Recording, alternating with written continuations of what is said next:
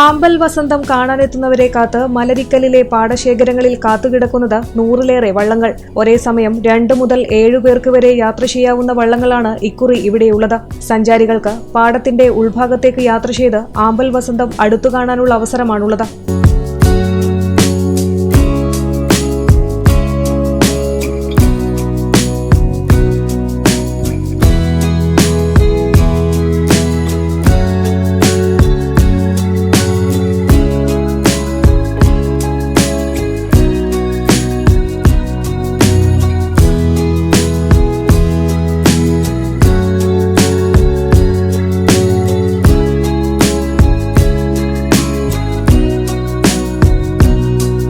കിളിരൂർ പാലമിറങ്ങി മലരിക്കലിലോട്ട് കയറുന്ന ഭാഗം മുതൽ വള്ളങ്ങൾ നിരന്നു കിടക്കുകയാണ്. സഞ്ചാരികൾക്ക് പാടത്തിന്റെ ഉൾഭാഗത്തേക്ക് യാത്ര ചെയ്ത് ആമ്പൽ വസന്തം അടുത്തു കാണാനുള്ള അവസരമാണുള്ളത്.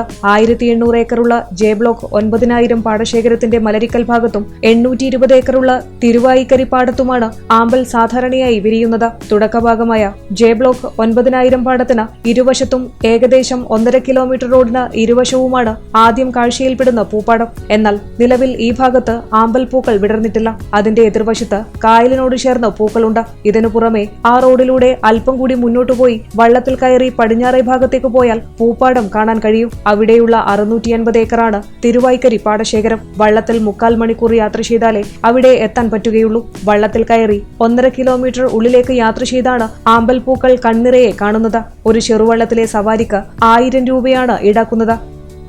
News desk, real news Kerala.